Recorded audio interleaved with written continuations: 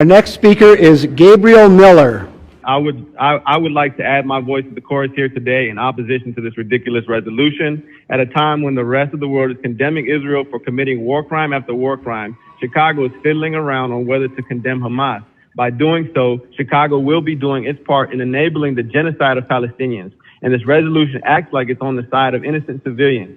So in that case, I'd like to ask, are you considering a resolution condemning Israel for using white phosphorus against the civilian population? Are you considering condemning Israel for its planned war crime of forced removal of 1 million Palestinians from northern Gaza? Are you going to condemn them for cutting off food, water, and electricity to Gaza, another war crime called collective punishment? Did it ever cross your mind to condemn Israel when they assassinated Palestinian journalist Shireen Abu Akleh in broad daylight, or when they brutalized the people carrying her coffin peacefully, or when Israeli snipers killed innocent peaceful protesters throughout the March of Return? Did the people in office before you ever consider condemning Israel at any point since its inception, when it crammed a country full of people into a 60-mile corner of their own country, creating the largest concentration camp in history, the largest open-air prison in the world? The answer is a resounding no. You never considered it, nor did your ancestors. But unfortunately for you, times have changed. The world is increasingly aware of the crimes of Israel and increasingly aware of the framework of politicians who enable their continued apartheid by resolutions such as these.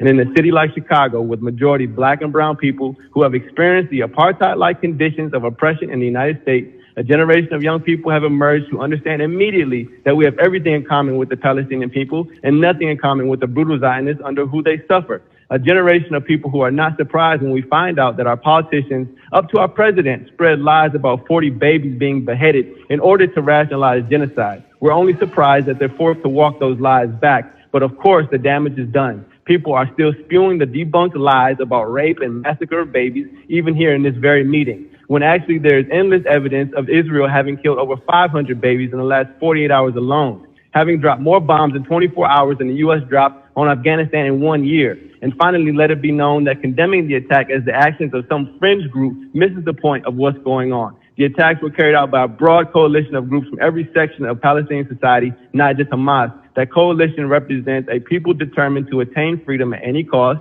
and they have arrived at this point in the face of a broad coalition of right-wing Zionists and their supporters like those in the city council who would start a meeting with a prayer calling for their attempts at freedom, a second Holocaust, where are so silent you could hear a rat piss on cotton when innocent, peaceful Palestinians are annihilated day in and day out like the Native Americans of this country. If it were another time, these same people would be condemning Africans for rebelling against their slave masters during slavery, such as Nat Turner or in the Haitian Revolution. Thank you.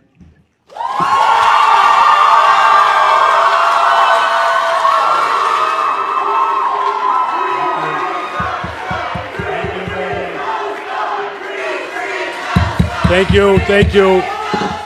Please.